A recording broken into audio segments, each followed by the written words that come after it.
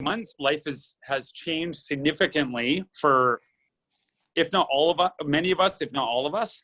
You know, how we do our daily routines, you know, our responsibilities, let alone our mindset around the fear and uncertainty around our health or financial security or whatever it might be. So a little background before we get going. My name is Christopherson. I'm the CEO and president of Innovative Fitness.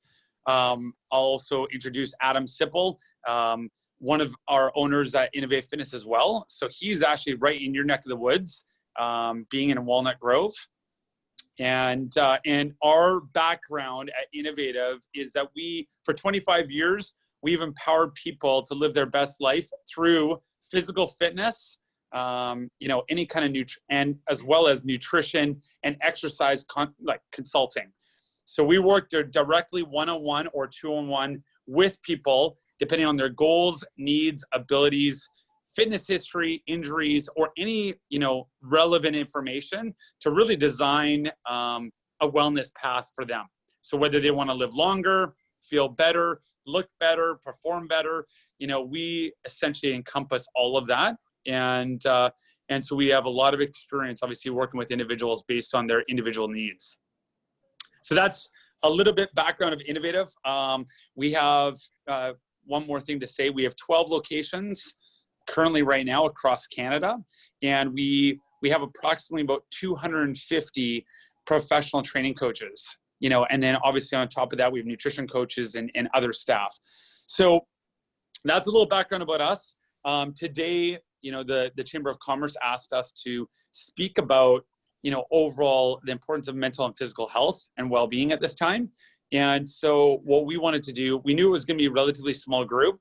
We wanted to talk about, you know, obviously we're able to answer any specific questions that you might have, but we did want to kind of break down certain, you know, areas of physical and mental well-being and what we can all prioritize currently right now. So what I did is I looked at essentially 6 different areas that we should, you know, focus on. And the first one is routine. So, you know, when we look at the shifts and changes that we've all made, whether it's, you know, our social behavior and how we interact with people, all the way to our, you know, our work scenario. So a lot of people are going from, you know, working in an office building as an example to working at home. If people have young families, then, you know, obviously that's a big shift, you know, because obviously the kids are at home and now there's a responsibility to homeschool them. So there's a lot of shifts and changes in routine, and that can cause a lot of stress and anxiety for people. So when we talk about not only how the physical changes can impact the mental and emotional, you know, shifts in our behaviors, you know, we also have to factor in you know, those shifts in physical elements like working from home, like homeschooling, and those shifts in routines can also impact other elements such as our nutrition, such as our sleep patterns, such as our fitness patterns. So, you know, what we like to recommend during this time, if you haven't done so already, is to really reestablish that new routine. Like, it is going to be a shift. It is going to disrupt a lot of things without a routine. Naturally, humans are very habitual, meaning we typically have very similar routines every single day. Of course, we take on different meetings and different interactions, and we have different responsibilities that we might partake in on a daily basis. But how we sleep, when we go to sleep, what we generally eat, you know, when we wake up in the morning, and some certain things have been shifted. And that can cause not only disruption in other elements of our well-being and wellness, but it can also cause a lot of anxiety, stress. That probably is obviously, you know, a result of that, but we can combat that just by solidifying and accepting a new routine. So some of the recommendations that we have when it comes to routine would be, you know, setting out agenda items for the next, as an example. A tip would be every night before you go to bed, you know, write out an agenda for what you have the day before. That would be one example. Another example would be, how can we actually shift our behaviors so that we can accept our new routine? So, you know, whether it's what time we wake up in the morning, daily practices such as everything from our fitness, if we want to meditate, or if we even when we eat breakfast. You know, if we don't have parameters or boundaries and create structure and strategy around that, then really we're waking up and we have a clean, as much as it's nice to have a clean slate, we feel lost without any kind of structure. So really gaining structure and a routine is super important. And that's the first thing I want to talk about today. The second thing is around how we move. So, you know, as myself and Adam can attest and have seen for years in the practice and the profession that we're in, is that moving daily is super important. So it doesn't mean that we have to, you know, engage in a high intensity interval training or high intensity fitness and exercise, but a matter of allocating 30 minutes of activity of moving per day. So whether that's going outside on a walk, a bike ride, a hike, whether it is a fitness class, yoga, stretching, you know, getting away from, you know, just obviously being in Zoom meetings, Zoom calls, or any kind of, you know, work-related items. If we can be actively engaged physically in some way, it's super important. And that's super important in just life in general, whether it's pre-COVID or post-COVID or during COVID. You know, moving daily is extremely important. There's a book that I always like to reference. Can I interrupt with questions throughout this? Because it seems like I'm in a one-on-one kind of situation here. Hey. So in that 30 minutes, blocked at 30 minutes, or is like 10 minutes good? Like with that, because Great question. So I'll start with saying that, you know, 30 minutes collectively throughout the day is your first priority. So whether it's blocked off in 10 minutes, there is still going to be great benefits to that. So if you go out and for a 10-minute walk, as an example, there's benefits in the fact that, you know, we're shifting our you know, physical stature and what we're doing. Might be sitting on a couch, it might be, you know, in front of our computer screen, to getting out walking and you know, even the emotional benefits of getting out and doing something will have direct benefit. That being said, if you can combine the activity to a 30-minute stretch, there's added benefit and value to that. So as an example, when we go out for a 30-minute walk or a 30-minute hike or a 30-minute bike ride, there's going to be more cardiovascular benefits to that than just doing it in 10-minute increments, because we're building up cardiovascular endurance. So if someone's going out for, you know, a 30-minute hike, it's going to be the benefits cardiovascularly. So for, you know, your lungs and for your heart, it's going to be way more beneficial than just doing, you know, a 10-minute walk around the yard and then sitting down and another 10-minute walk around the yard. You're building up cardiovascular endurance. So, you know, I would say to start foundationally, we need to move, period. So if it's in chunks along the way, that would be your first priority and you know, the very minimum. If you can combine that and allocate time where it's 30, 45, an hour in a row, there's going to be some additional benefits to do that. So it's a great question.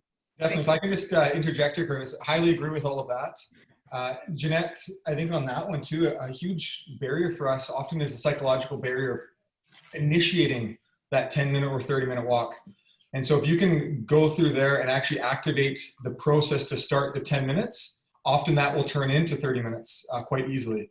Because you don't have to, you know, you don't have to change your shoes. You don't need to get ready to go outside anymore. You're already out there. And so start with the mindset of initiating the 10 minutes. Often that can turn into a longer walk or hike or process on that side. Okay, thank you. And I would say, you know, go back to what we just started with, is that the disruption routine is causing a lot of stress, anxiety, because there's a level of uncertainty. We're moving, you know, as human beings, we develop habits, and those habits have been formed over years of doing certain things, whether it's our work, you know, that's why a lot of people have trouble retiring, because when they retire, you know, it's shifted 30, 40 years of doing the exact same thing to then a new routine of being at home and not knowing what to do and how to fill your days up. And what's funny, we all work so hard to have that freedom, and then once we have it, we don't know what to do with it, or it causes more anxiety than we had before. So what my suggestion is that on the routine, the first thing we talked about is how do we establish that routine again? And that routine, as we go through the subsequent points that we're going to be talking about today, such as the second one, which is daily activity, how do you incorporate daily activity into your regular routine now? So it might be, you know, and that's any time that we can schedule it in on a regular routine, the likelihood of success in initiating in that process will be greater.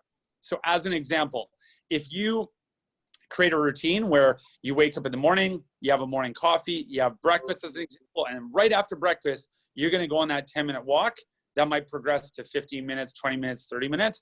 If that becomes your new routine, you know, whether we're talking about COVID or not, but if that becomes a new routine, the likelihood of you completing it will be greater because you're going to develop habits and a schedule around that.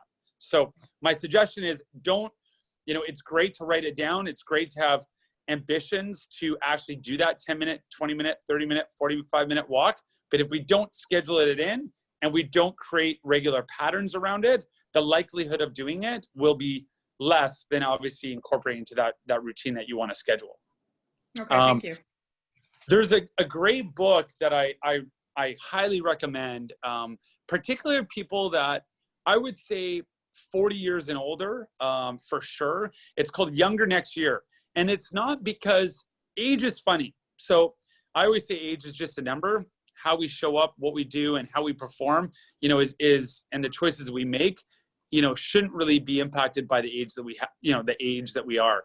That being said, it's a complete shift in mindset, right? So when you're younger, doesn't matter. Obviously, we're not talking about, as a child, but when you're a young adult, your motivation to participate in, as an example, health and wellness activities are probably steered around motivation to perform better, look better, items like that.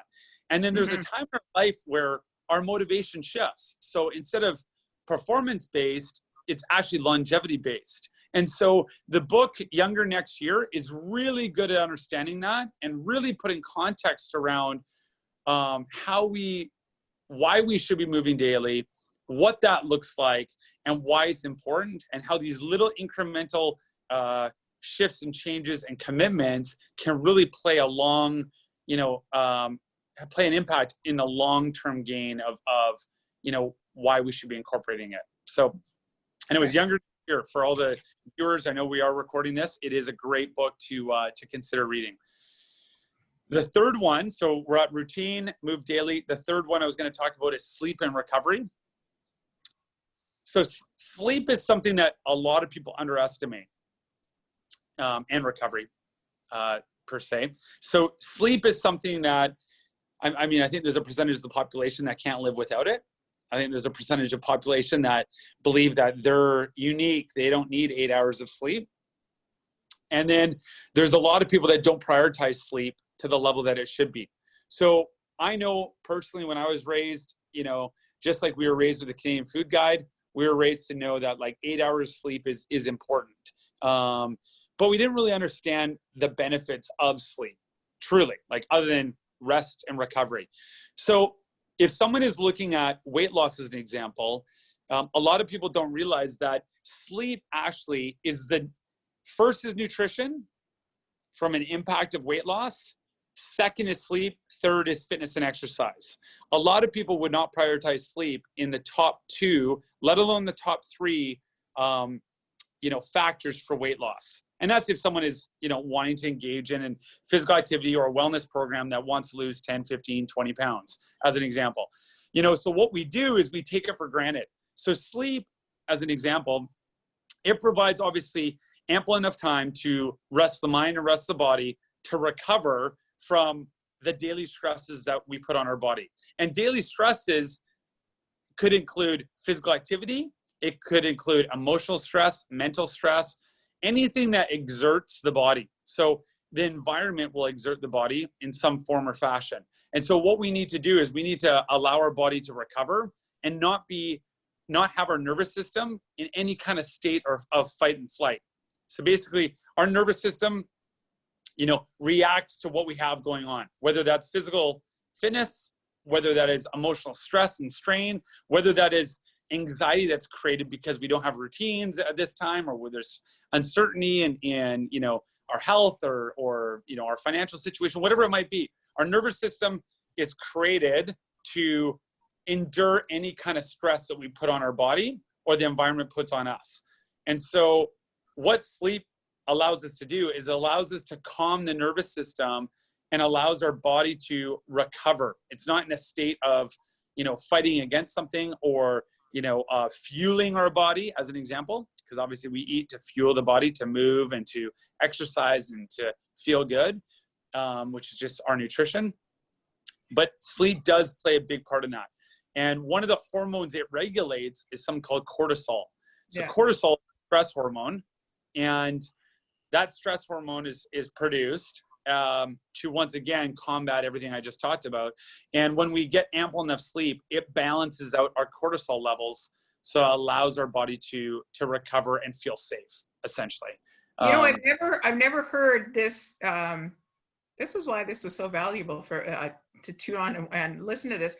I've never heard the rationale for sleep, how you just explained it, about the nervous system. Like I knew about the cortisol and, for weight loss and that, but the correlation between what sleep does, like I've looked into the, the Googles, like, why do we have to go to sleep?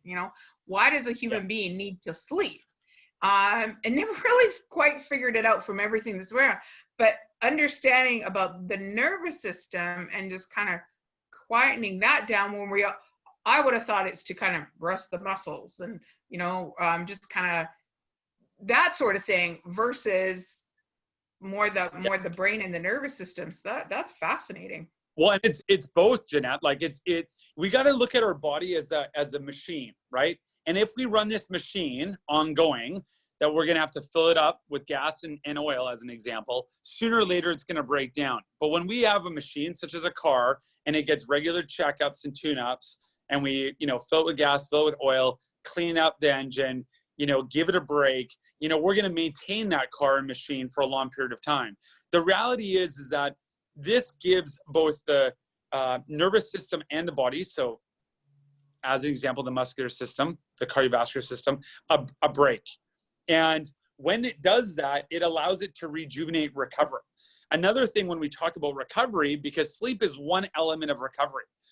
I always, we're going to talk about nutrition in a second here, but when we talk about nutrition, a lot of people, there's a lot of diets that say, don't eat past 7, or it says, now there's a new thing called intermittent fasting. So, you basically eat for a period of time throughout the day, and then you don't eat for maybe 16, 20 hours. Or there's fasting where you fast for 2 or 3 days and it resets your system. The reality is that just the concept of intermittent fasting, everybody should give our body a break for a minimum of 12 hours of eating. Minimum of 12.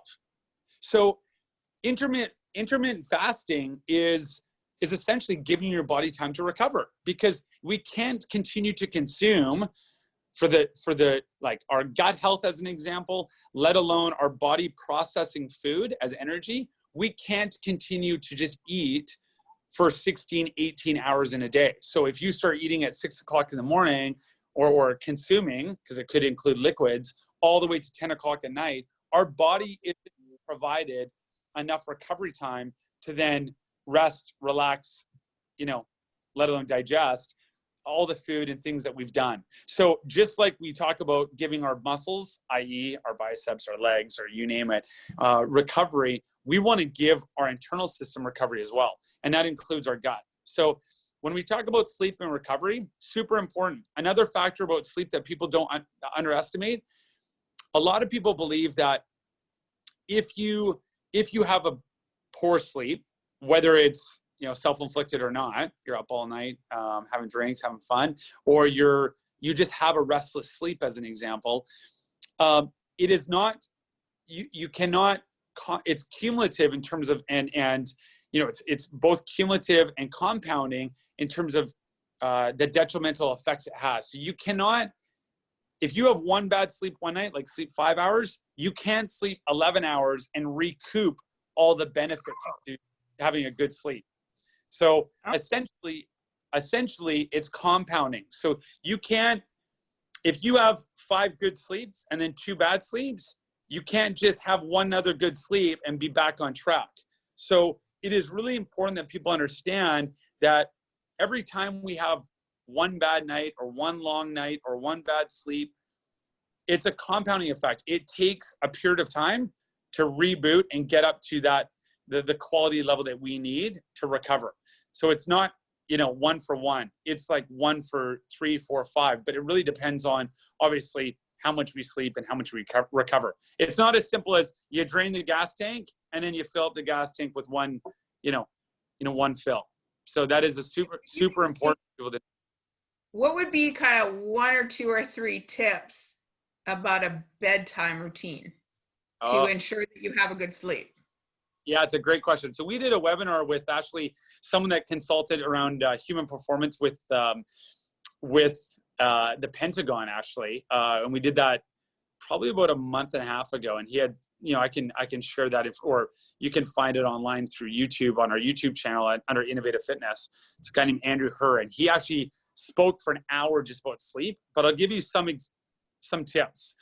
Number one, don't eat late at night. So, when we eat late at night, it usually, generally speaking, can spike, blood glucose levels, can give you depending on what you eat, obviously, but, it can give you energy and might provide restless sleep. Obviously, caffeine is one of the biggest factors around nutrition late at night. We want to reduce that if possible. I usually give the golden rule before noon. Okay, so diet and nutrition play a big part of that.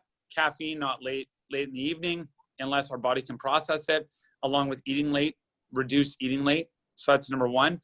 Number two, temperature in our room. So science has shown that I think 18 to 19 degrees is an ideal temperature for room temperature.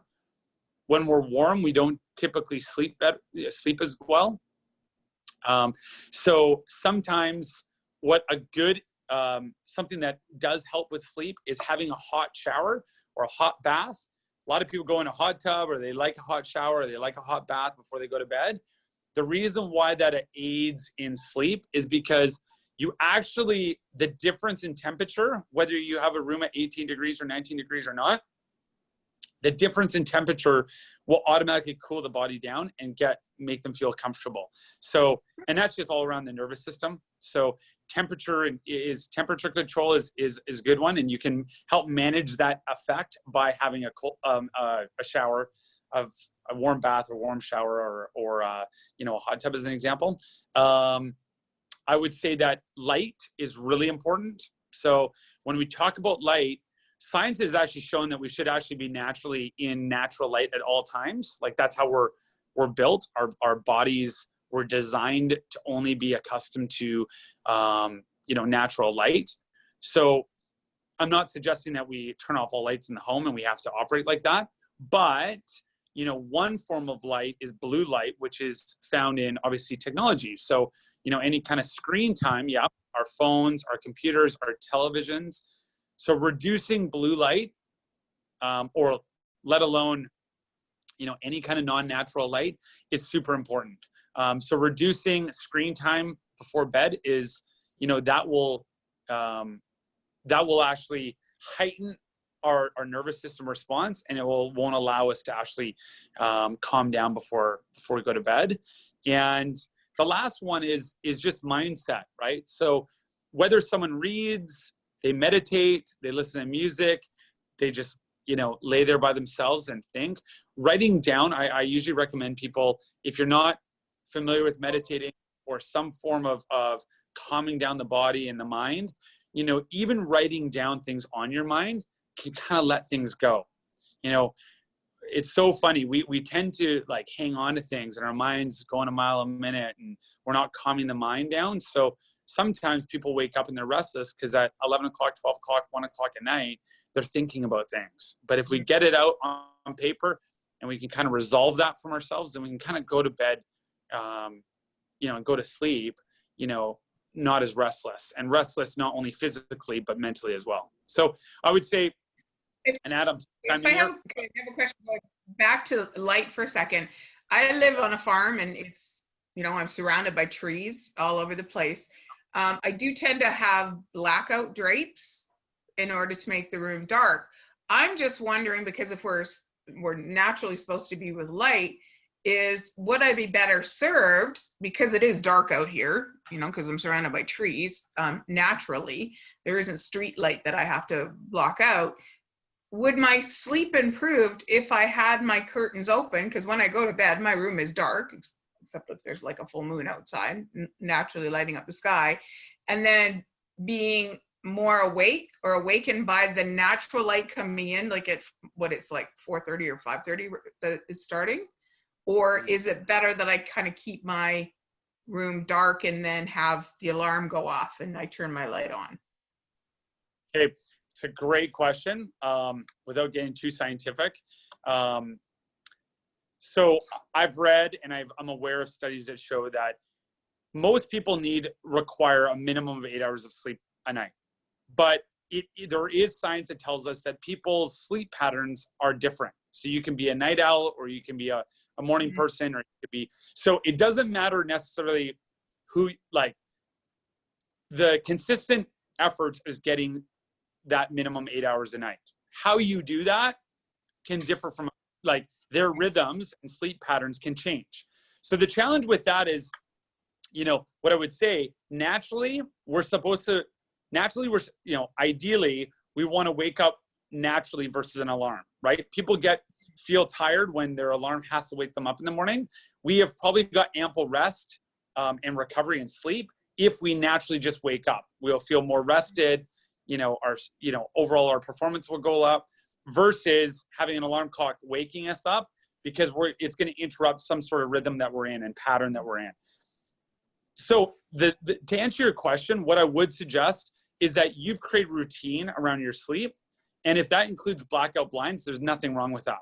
Zero. Okay. Because think about this. If someone's a night owl and they need more sleep and they go to bed at 11, if they get their 8 hours, but they don't have blackout blinds and they're waking up because the light's shining on them and it's hot and uncomfortable, and they wake up at 5 o'clock, 6 o'clock in the morning, that's not going to be good for them either. So it's better to keep the routine and get your ample sleep, and blackout blinds are a great way to do that. So we see, what we're suggesting, and what I would suggest is that we just don't want to be exposed to unnatural light. Like, removing the unnatural light, particularly blue light, is more important than actually subscribing to only natural light, if that makes sense. It's interesting. My alarm clock is blue letters, and I have an old tablet case, and I cover my alarm, because it's annoying as heck. You roll over and it's weird how they make an alarm clock with blue letters or numbers,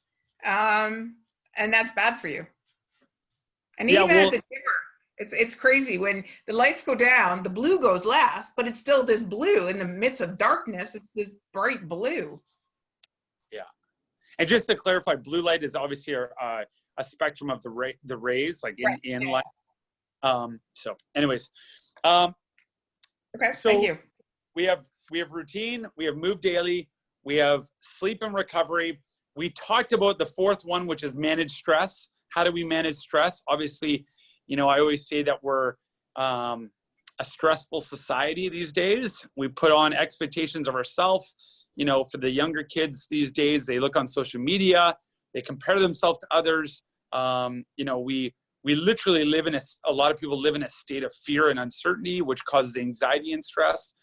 And I think the biggest thing is that, whether it's through practicing meditation, whether it's, whether you're subscribing to, podcasts or books or exploring the sense of being, I think we have to all, start being, like, we're called human beings for a reason, not human doings. We got to be present with ourselves, and we got to be a lot more than do. And so just that art in itself, and I can't, that's a whole nother rabbit hole and discussion that we can talk about. That's something that we need to manage more. And it's not done through prescriptive medication. Prescriptive medication can help alleviate some of the stress and anxiety that we have, to then help manage and put in practices, that allow us to reduce that noise. Unfortunately, when people subscribe to medication to manage stress for a long period of time, it's essentially a Band-Aid. We're not removing the things or retraining the mindset to remove that noise and and that can be a long-term impact on health. The fifth one, eat for health. So a lot of times we eat for, you know, a certain goal like weight loss, or we subscribe to certain diets, fad diets such as the Atkins diet or the paleo diet, or, you know, even I know that my parents have subscribed to the cabbage soup diet as an example. Eat for health. So eating is a good thing. We need to do it. That's how we actually live a long and healthful and fruitful life. When we cut back on things that are unnecessary, I think that's when people, you know, they just don't have a clear understanding of what good health and good eating habits are. So, you know, obviously any kind of processed foods and any, you know, anything that our biggest challenge that we face is obviously processed foods and sugar. You know, the more that we can cut that out, the better. The more that we can eat, you know, you live on a farm, the more that we can eat organic foods and what we can grow in our backyard is the best. You know, whether it's fruits and vegetables, whether it's, you know, organic meat, like anything that we can do is to eat more natural foods is better. And also the concept that we already talked about is, you know, Canada's food guide is obviously a good, relatively good foundation and guidance. You know, you want to have a good balance of everything. That being said, you know, the concept of, you know, having breakfast, having a snack, having lunch, having a snack, having dinner, having a snack, going to bed is not necessary. You know, what we want to do is we want to fuel your body with a well-balanced diet, and that well-balanced diet is going to give us the nutrients, necessary nutrients to fuel our body, whether it's our nervous system, our muscular system, our cardiovascular system, you name it. And then, you know, ensuring that we work within the boundaries that we talked about. Like we want to give our body a break from even eating. And so making sure, I usually use the 12 and 12. So, you know, you can fuel your body for 12 hours, but you need a minimum of 12 hours of break. So if the last time you ate was 7 o'clock, then making sure you have 12 hours before you eat again. I'd say that. So with that, what's your thoughts on like an herbal tea during that 12 off? Are you just water in that 12 hours? Well, other than when the 8 hours when you're sleeping. Technically, the 4 hours before you go to bed, is an herbal tea okay? That kind of thing. Yeah, so most herbal teas are totally fine. You know, and no different than black coffee would be considered, you know, I'm not saying, like if someone woke up in the morning, early in the morning, had black coffee and that's it, that would also, or water, all of those options would not be considered like foods, like because it has zero calories. So the challenge is when someone has a herbal tea at 8 o'clock, 9 o'clock, 10 o'clock at night, and they have honey in it or they have sugar in it or something like that. Like that is when you can't, like that is not giving your body time to recover because you're fueling your body still with some calories, caloric intake. So, okay, thank you. And then the last one, so I went through routine, move daily, sleep and recovery, manage stress, eat for your health. And the last one is meditate. So meditation is obviously, you know, for years and years and years, like centuries, obviously meditation has come in and out of our lives. We've heard about it. We've seen it. Different cultures, obviously, you know, prioritize it. You know, meditation is the ability to bring our body and our mind back to once again being, right?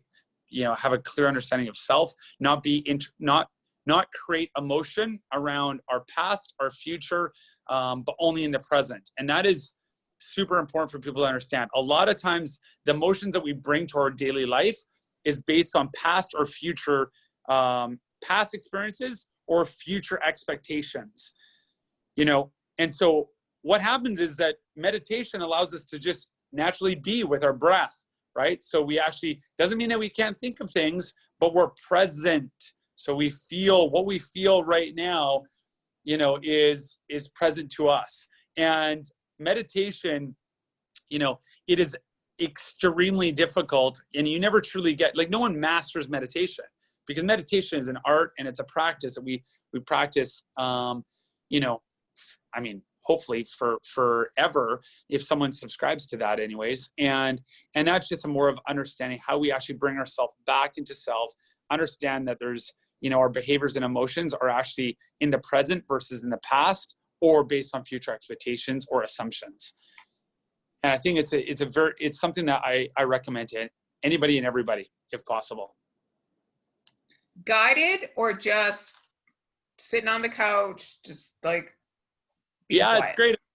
There's unbelievable apps. There's unbelievable, obviously individuals that can help guide that practice. It's very difficult, right? Like meditation, there's a scale of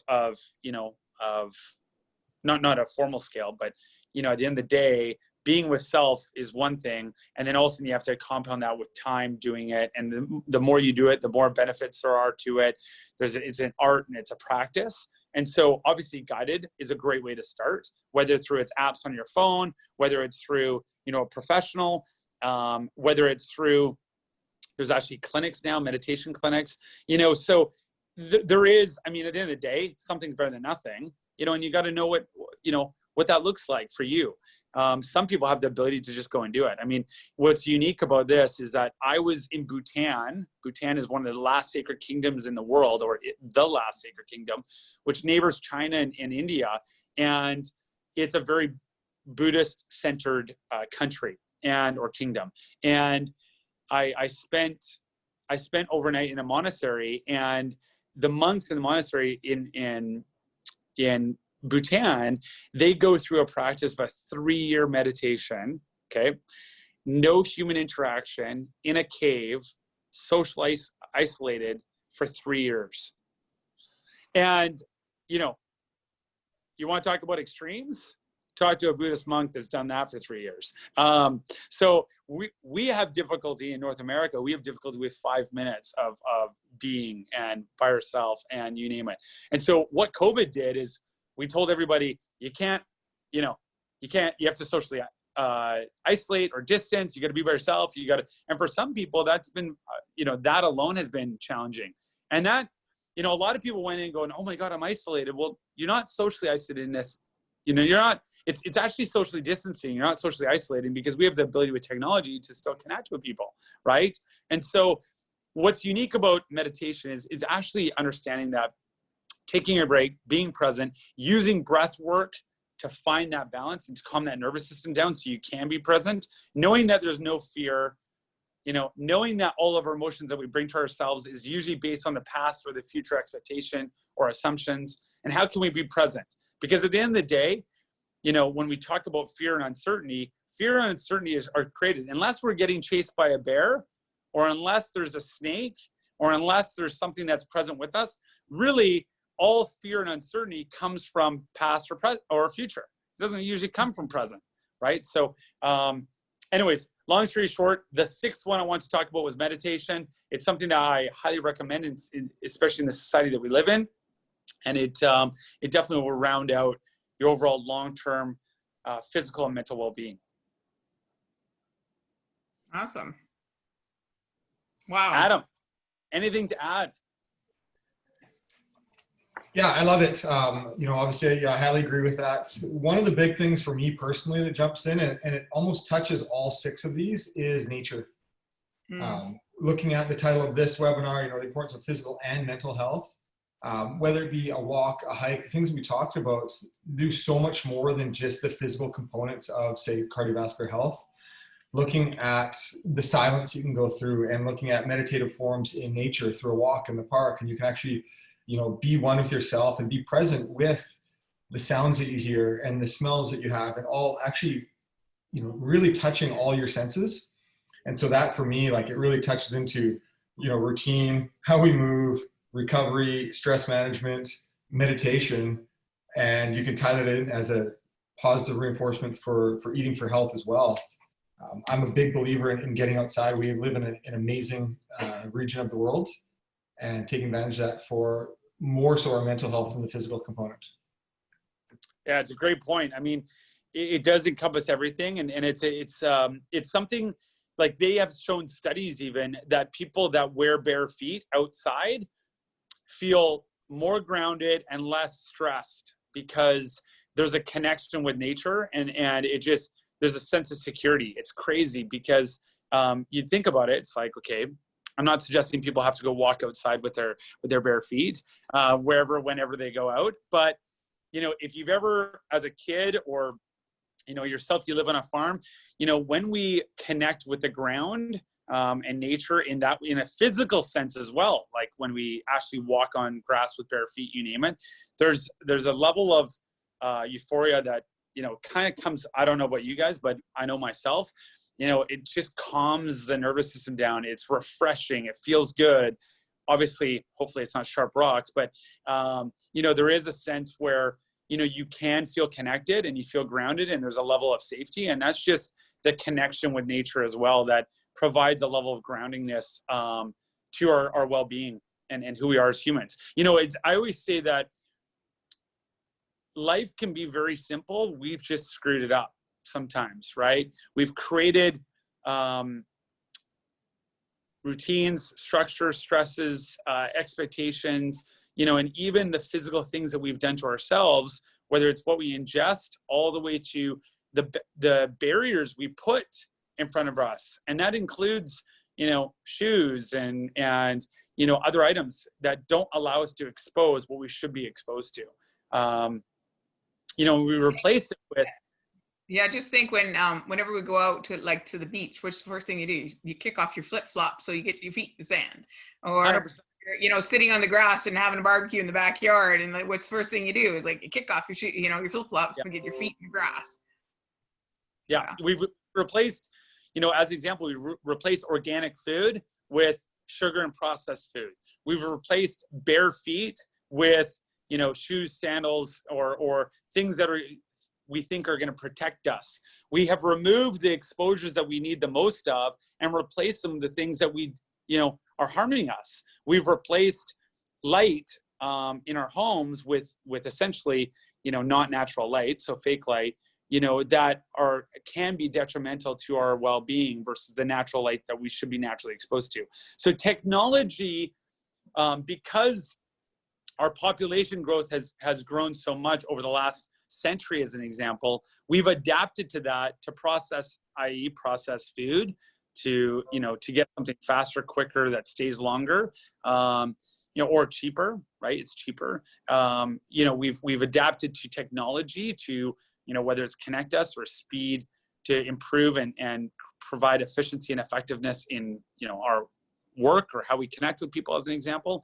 But it also has created, stresses and strain on ourselves as humans, and our well-being. So, when we can go back to the foundational basics, eat what you kill or what you pick, and getting out in nature, as Adam alluded to, getting adequate sleep, going in and thinking about natural light, not imposing ourselves or, to technology late at night, as an example.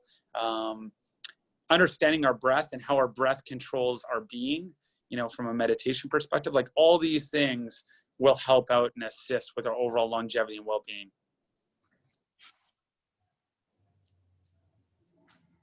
Well, I've been viciously taking lots of notes. So where are you actually located in Walnut Grove? What's the address in Walnut Grove there? We are at 96 and 201. So it's 9525 201st Street. 96 and 201. You're by Dual Links?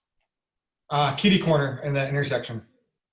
Oh, across the, okay, I know where you are. I used to live in Walnut Grove. I live in Aldergrove.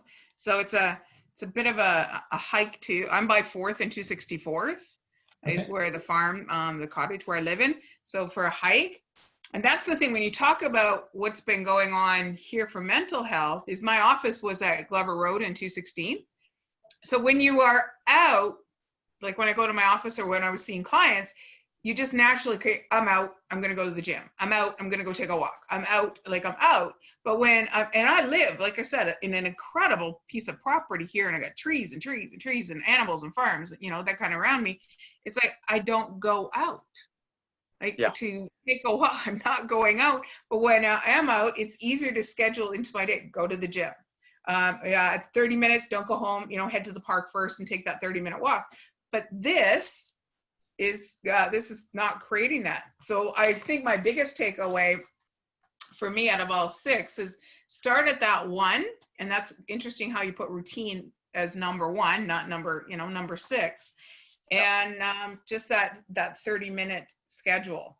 I've got Yeah. a bit of a morning routine when it comes to making the coffee, getting my glass of water in me, and then starting doing some of my work. But I think putting that 30-minute walk or even that 10-minute walk,